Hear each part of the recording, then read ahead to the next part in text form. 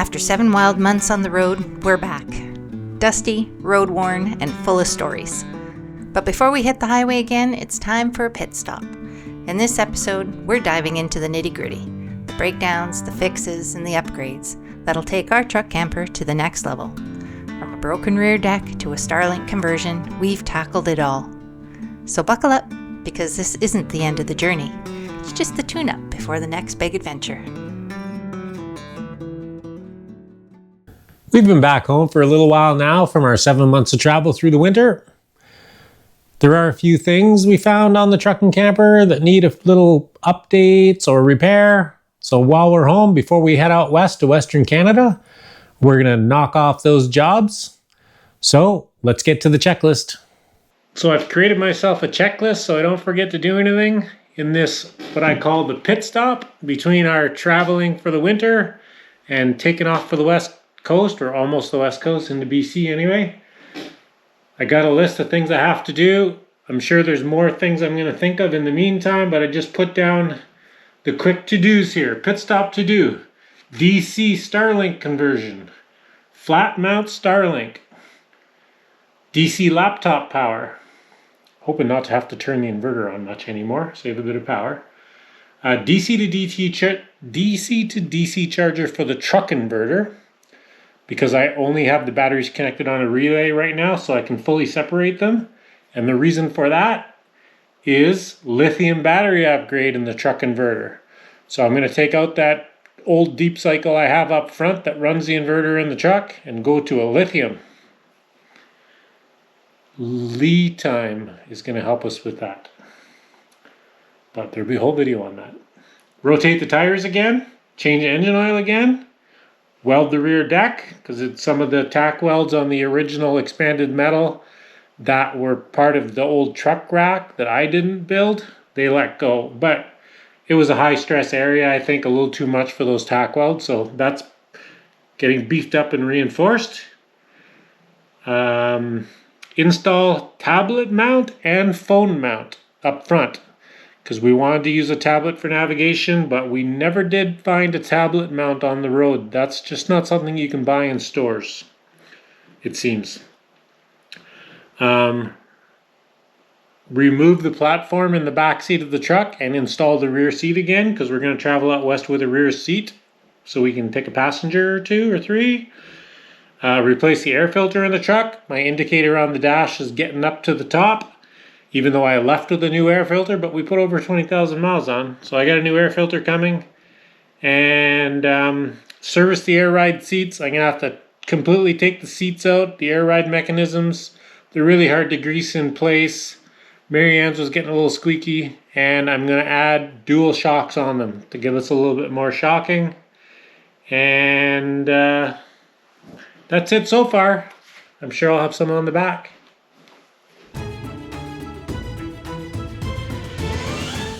So one of the items on my list is to fix the rear deck of the truck camper.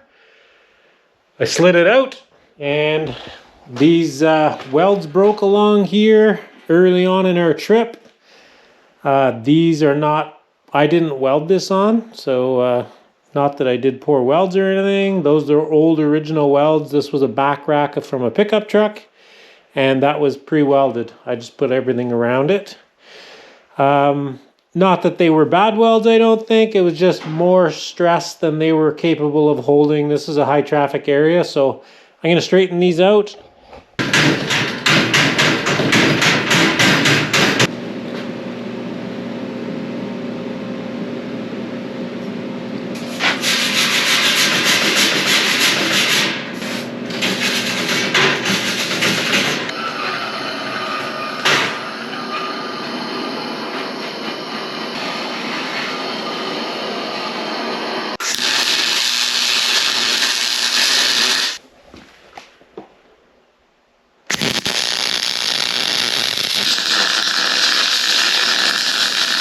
All right.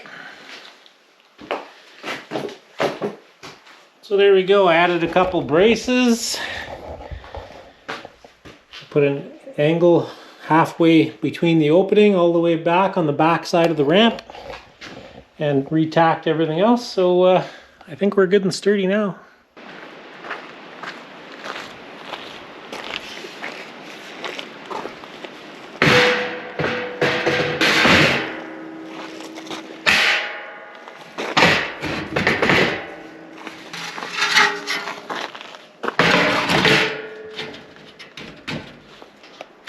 There we go, she's all beefed up. First item to be checked off the pit stop list. Not in order, of course, because I'm pretty random the way I do things. Weld rear deck. Done. Welded and reinforced. Never to break again.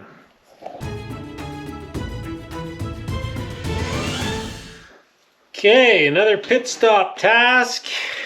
I need to add another port on here, so I got some more T's, and then I'm going to put an air fitting so I can thread on one of my tire pressure sensors, because when I air down or air up I have to unthread the tire pressure sensor from the tire valve. So what I'm going to do is thread one of them on here, then I can just sit in the truck while the tires are airing up and watch the pressure on my display until it gets close to where I want it to be, and then I can get out rather than watching the gauges outside all the time, and really they're not super accurate anyway, so this will be accurate right to the pound. Little Teflon tape.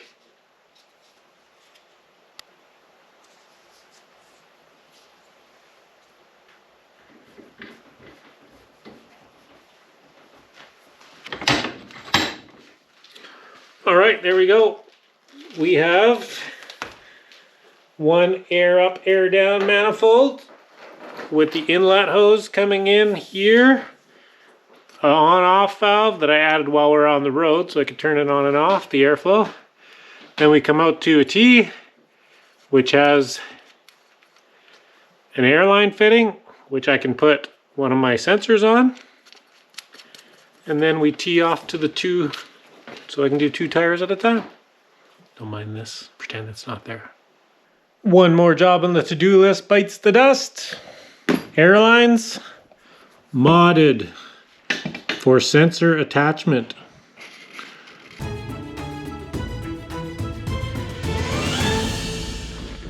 Okay, so inside the truck here, the phone mount and the tablet mount are now installed. I didn't bother videoing that for you guys. Pretty monotonous and boring, but I did buy these OHL Pro mounts. You can see it there. These have a double ball mount, sort of like a ram mount, which makes them very adjustable.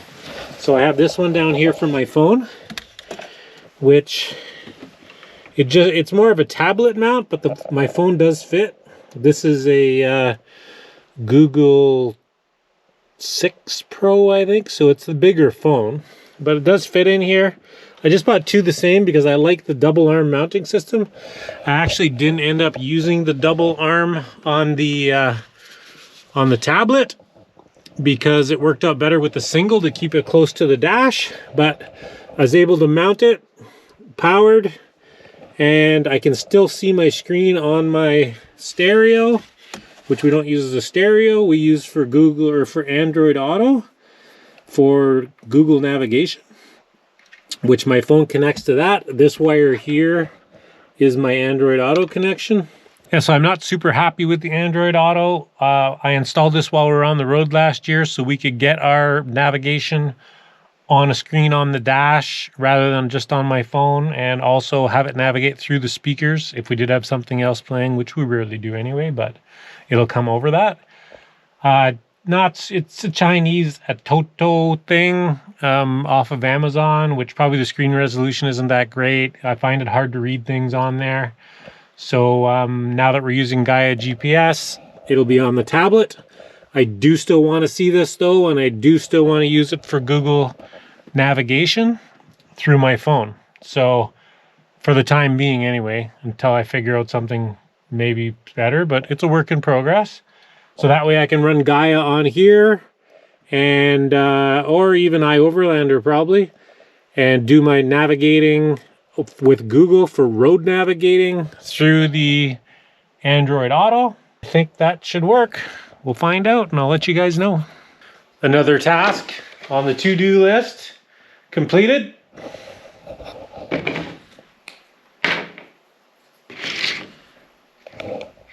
Install tablet and phone mounts. Checo Marco.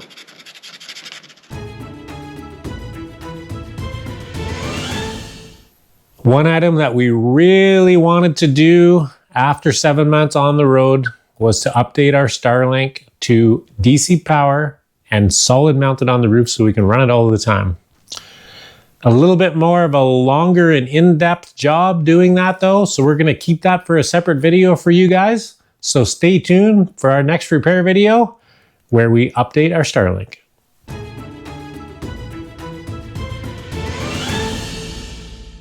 Get some fresh oil in this thing. There's 15 quarts of dirty. We'll get the air filter done at the same time as filling with oil. Getting the air filter housing out of the way a little bit helps to get at this top oil fill.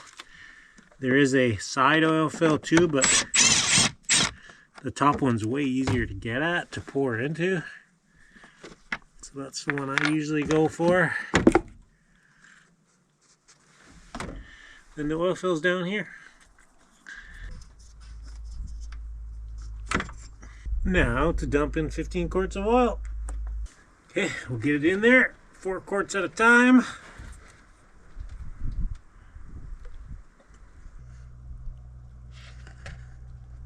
We have completed replace air filter. Yeah. Change engine oil. Yeah. Oh, we're knocking them off. One thing that I just remembered to add to my list is the old fridge vent on the roof. I left it open when we put in the 12-volt fridge. I just put a finer mesh screen on it so bugs can't get in as easily, because it was a really coarse mesh screen on there. But originally, the propane fridge was pretty much sealed to the cabinet, where our fridge isn't. So we do get a lot of wind through here, which is surprising because it's a tight screen, man. It's a really tight mesh. I was going to try and block it off a little more. I don't know. Maybe I will cut a strip of heavy rubber and lay it on top. Then I could always pull that out if I wanted to. Try that. I just cut a piece of my old mud flap and it'll just sit on top of there. And it should stay in place, I would think. I notched out around a couple of the screw holes. And see if we can bolt this cover back down. It's not gonna go down. Need to make the notches a little bigger because there's little round things that sit down on the screen. So a little bit more cutting. All right, a couple more notches and I think she should go.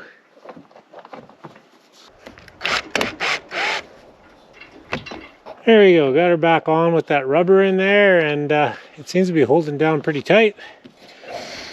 It should quiet the wind noise down, and we'll see what the fridge does. If it's not cooling well, then I can always just pull the 4 screws and whip that thing out of there. So solve the problem for now.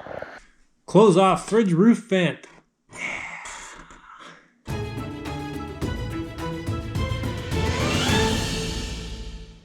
Speaking of wind noise, range hood vent. When it's windy, where air blows in there like crazy too.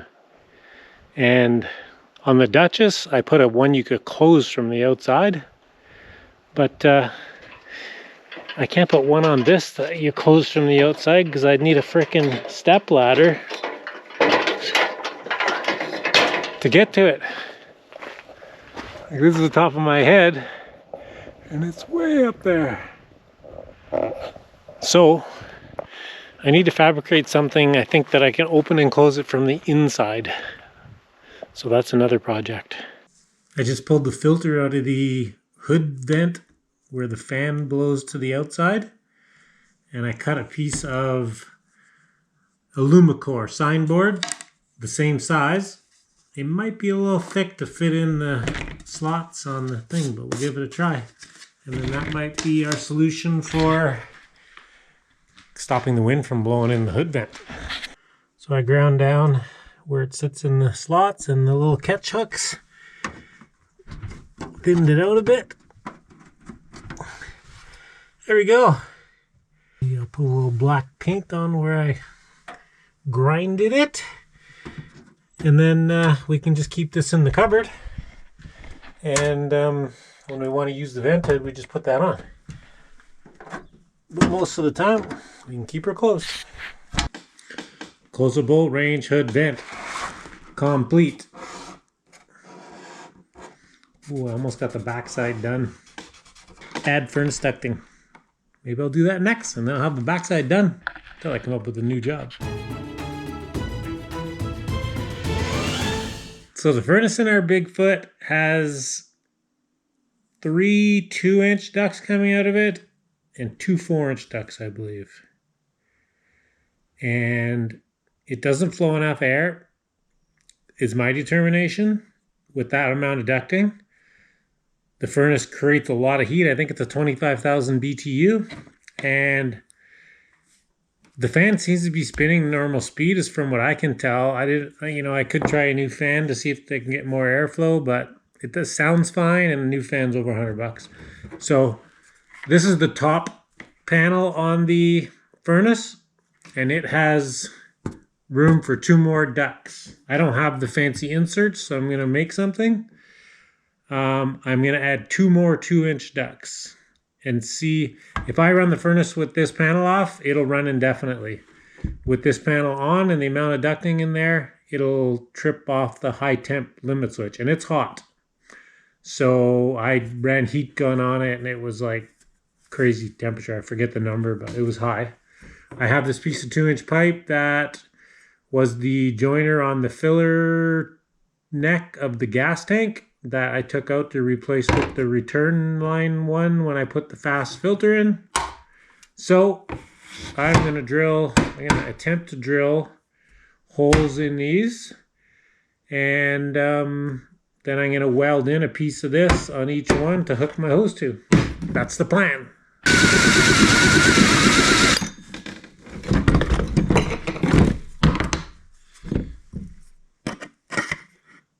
Look at that. One more. Well, it's not pretty, guys. This stuff is, I would say, well, I can't say impossible to weld to, because somebody probably could, but I can't. It's welded, it's bubble gummed, but it just seemed like I would get all kinds of popping with, I think, the impurities in the metal. I cleaned it up as much as I could, but they're on there. They're strong enough. And there was some heat tape covering the cracks of these cutouts. I'm going to redo that. They warped a little bit more from welding, of course, and I straightened it out as best I could. Then I'm going to retape it, and then I'm going to go around the welds with some high heat silicone, just so we're not going to have any leakage. And the air will go where it's supposed to go. So the cover that I put the duct outlets in screws on here. So I've run my 2 extra 2-inch ducts. This one I've just run, I put a hole in the screen there so it blows out underneath the dinette, because Marianne gets cold feet when she's editing video. So that should add some heat there. And then this other one, I opened up the floor a little bit here to give me a little bit more room to pass through. Ran it in the vent for the old converter, which isn't there anymore because it created some heat, and that's where the heat could escape. I just kind of ran my duct up to that, screwed it to it, and so we should get some more air blowing in there too. So we'll give that a try. I'm just going to let the silicone harden up overnight, and I'll put it back together, and we'll give it a test run. So finishing up the ducting install for the furnace. I have this plate mounted now. I let it dry overnight. I put high heat silicone around where I welded in the fittings here, just to fill any gaps, safety's sake, so we're not blowing heat under the bench. And I've already installed this one and put one screw in it, just so it can't slide off. I'll get a screw in this one, and then I leaned on this and RV stapled stuff. So I guess I'll pull that out, pull the staples, put some pocket screws in there and do it properly. Okay, ducting's all hooked up, and maybe I'll even cover this up to hold the heat in there somewhat.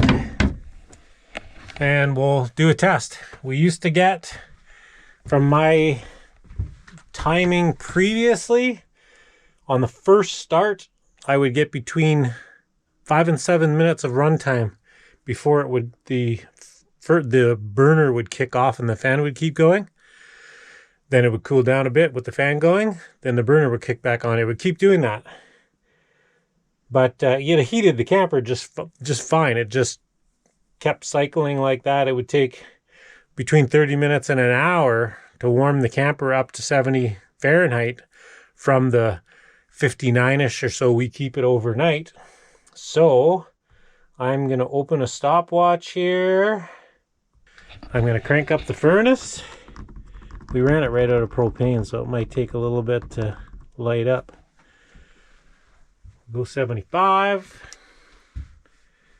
Once the burner lights, I'll start the timer, and we'll see how long she runs. See if it does click off. Kind of hoping it doesn't. My fan's a little bit noisy on startup, and then it smooths out. Probably do need a new fan motor eventually.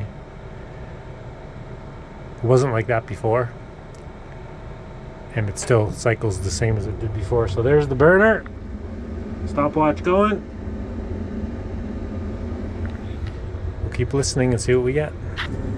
Well, we're past 5 minutes. Blowing nice heat, not crazy. This one's blowing now too. Aha! We're past 7 minutes. And it's still pumping heat. I think we're into a new record. Approaching 10 minutes. Still running strong. I'm going to say, maybe I'll say it and then the furnace will shut off, but I'm going to say it's fixed. It's still going. I guess we'll see real life on the road when we do a warm up in the morning, but it's never run more than 10 minutes. It's never run more than 7 minutes. So I think that did the trick. We'll, 7 months on the road, and that's how it was the whole time. Would have been nice to fix it sooner, but I just didn't come up with the pieces I needed to make it happen while I was on the road. I'm sure if I would have put a little more effort into it, I could have made it happen. Maybe scavenging a fitting from an old RV in a scrapyard or something. But it still worked and it still made heat, so it wasn't a top priority. So I think we'll try this out over the next month on our travels and see if it's the fix. Lucky number 13 complete. Add furnace ducting. Tequila. Added, tested, successful. That's it for the back, unless I add more.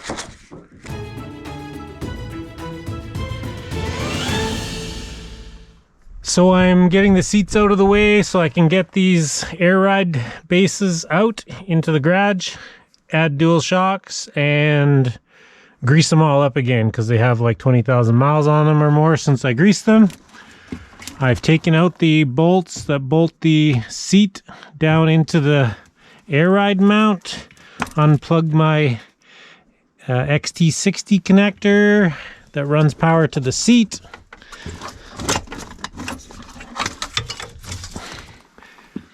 And I should be able to get in here and wrestle this sucker back. These are Cadillac SRX seats from a 2000 and... Oh, I gotta undo the seatbelt straps. That's right. Sorry, these are seats out of I think a 2011 Cadillac SRX from looking at part numbers of things in them. They came in the truck when I got them. Wouldn't be my choice of seat really. They're a bit firm, but they're pretty comfortable. not bad. And yeah, there's straps because of the air ride bases. There is straps that connect the base to the seat, so you're not relying on the air ride to hold you in an accident. So I'll have to unbolt these straps and they can stay with the base. Ooh, she's going back. So what we need to do is duplicate this on the other side, or just put longer bolts and put 2 on one side. I think I'd rather though put 1 on each side to give it some even pushing so it's not twisting the mount every time it travels, as far as I'm concerned. So if I'm going to make mounts like this for the extra shocks, I'm going to need about 1.25 inches space in there. So maybe 1.5 inch square tubing. Okay, I found myself a piece of 1.5 inches, I believe it is, yes, in the tickle trunk. Look at that. Okay, so I just need a couple sections of that with one side cut off, and I'll have little mounts I can weld onto the base.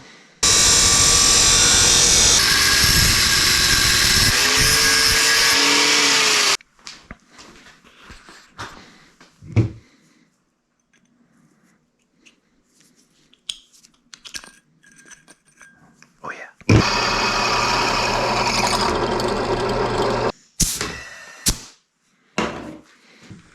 Okay, I got my 4 brackets made up. 2 for this seat, 2 for the other one. So I gotta weld 1 here and 1 up here. Here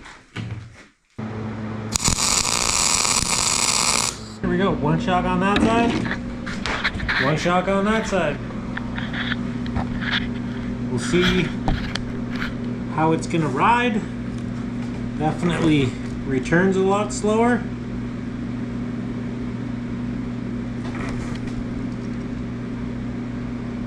Maybe I'll do 1 seat and take it for a drive first.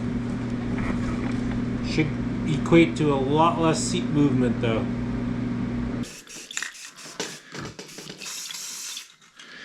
A little paint.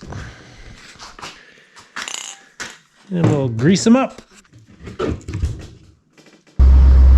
See if you notice a difference with your dual shock seat. Was it 4x4? No. Go over to get the back seat.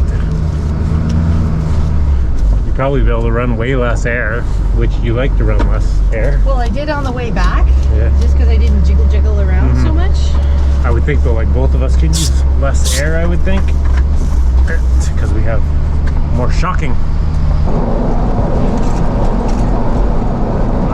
Way less seat movement. Yeah, I didn't bottom out there. I hardly moved. Yeah, that's good. Yeah, it's nice. Service air ride seats and install dual shocks. Never mind the silicone mess. Complete. Check it. Look at that. Added 1 more to the back. So there's 1 there. 1, 2, 3, 4, 5 left on the front. 6 total. We're getting there.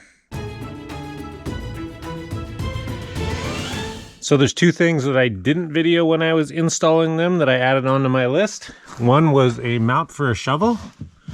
I used these little brackets here, riveted, and put a little Sikaflex on them. So hard to do with 1 hand, but they're tight. And then my shovel's there, ready to go all the time. I was carrying it in the Jeep, so I'd be taking it out of the Jeep every time I needed a shovel. And this is quick, and I'm not towing the Jeep this time, so I always have the shovel with me. Secondly, the axe. I had a little hatchet in one of my compartments, but I have my nice Husqvarna axe, and the display case that it came with, that they hung it at the store, well, I hung it at my store, is actually a kind of a mount. So I Sikaflex that in place there and underneath. So I didn't use any screws or anything. So that'll be on the back of my door when my door's closed, readily available all the time. I just gotta let that Sikaflex dry a little more. I just did it yesterday afternoon, so I think like 2 days to let that stuff dry good. We're knocking off the jobs. Another task completed. Actually, I've added some more probably since last time I showed the list, but I keep adding, but I keep taking off too. Mount, shovel, and axe complete.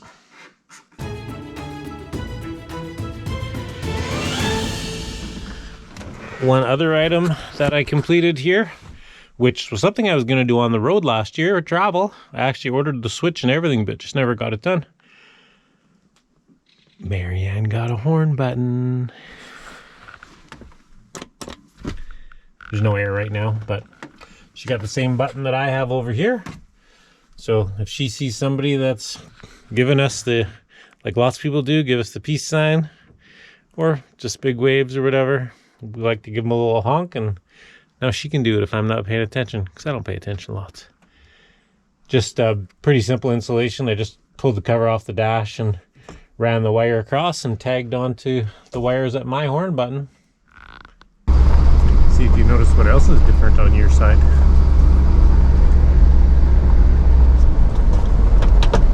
I don't like those tests.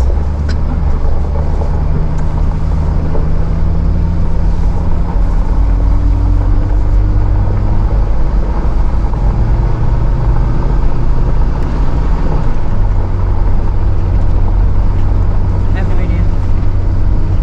Oh, I have a horn!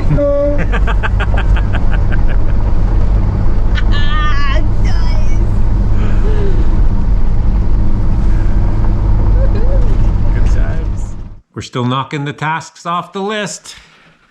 Co-pilot horn button. Done.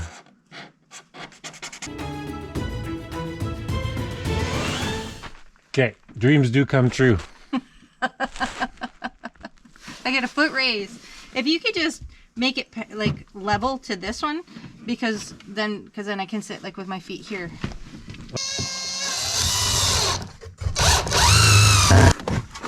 Okay, found a piece of couple little pieces of scrap 2x6, made a little box, and I had some old 5/4 pressure treated decking, leftover scraps from the ends, and we just made up a quick box. I left a couple screws protruding on this side that will hook on the kick panel so it doesn't just slide back if she doesn't have her feet on it. And there we go. Marianne's got a footrest. Another one off the list. Co-pilot horn.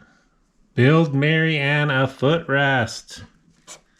Oh yeah, hopefully she likes it. Not tested yet.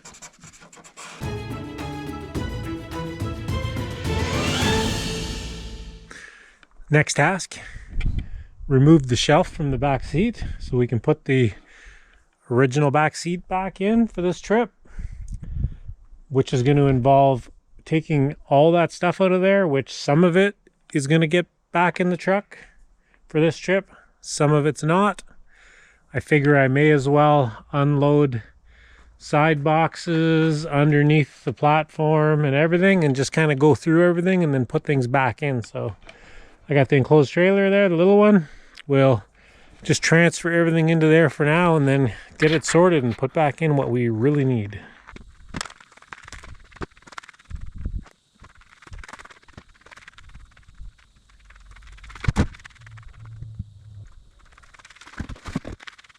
Now, front up. Like a glove. And we can go out your side.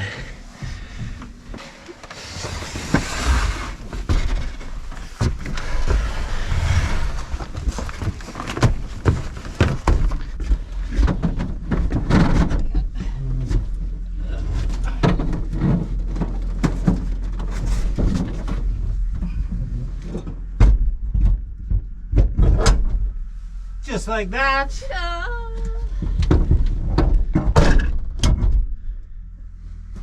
Remove platform in the back seat of the cab and install the rear seat. Done.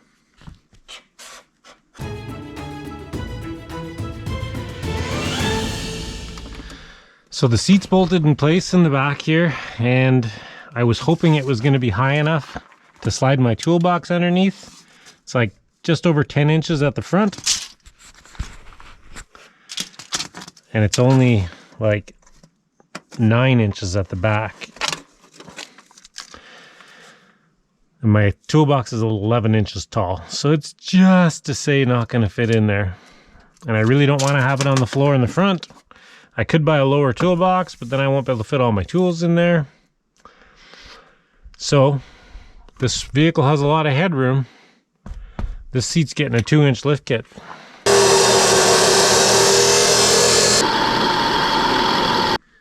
Okay, here's our lift blocks for our rear seat. It's probably hot. I better get some gloves. I give these a paint with some black spray paint and put them in the oven at 350 for 30 minutes.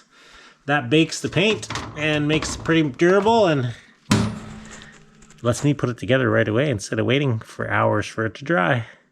Rear seat's totally installed on a 2-inch lift. I just cut some 2-inch receiver tubing, or square tubing, the heavy wall square tubing, and welded a couple bolts in there. So we got a 2-inch lift. Hopefully I can get my toolbox under there now, and we'll see if we still have some headroom. Actually, for someone my size, this is way better. The seat's nice. I still have room under my legs. Really should be like this. And you got good visibility. And I'm 6 feet tall. I still got 3 to 4 inches on top of my head. So, I don't know. This is way better. I can put lots of stuff under the seat. Well, it's a little bit more maneuvering to get it in there, but my toolbox tucks in nice under the seat, so that's good. I was hoping it was going to fit out here, but not quite. But it fits perfect in the middle. Rear seat 2-inch lift kit complete. Well guys, that's it for the list for now. 16 out of 20 we got done. None because we didn't have the time. All because lack of materials. The 4 that we didn't get done. So we did the DC Starlink conversion. We did the flat mount Starlink. DC laptop power. The step up transformer converter that I ordered was faulty. I wasn't able to adjust the output power. So I'm waiting for a reply from the manufacturer to get it. I'll have to get another one of those later. DC to DC charger in the truck and lithium battery upgrade. Those are in conjunction with lead time. And the lead time didn't have inventory on the battery that we are putting in the truck, which it is going to be a self-heating and Bluetooth. Because we don't have a battery monitor in the truck, so by putting in a Bluetooth battery, we can monitor the battery and see what it's at and what's going on. So that's kind of cool. It's mounted externally on the truck in the battery tray underneath the passenger seat, basically. Built into the step you're getting in behind that. So it's out in the weather all the time. So being a heated battery, perfect. And the reason for the DC to DC charger is to separate that from the lead acid batteries because they charge at different rates. So the batteries were delayed, or the battery was delayed. The lead time was saying this morning that they were just getting them in their warehouse and they were starting to ship today. Rotate tires. I still got to check that off. I did rotate the tires. Oh, so we only missed 3 out of 20. 17 out of 20. So we've been home for a while now. I've been working hard on getting my checklist items all checked off, getting the truck and camper ready to go for our trip out to Western Canada. I think we're coming to the end. It's time to get things packed up and ready to roll shortly to head west.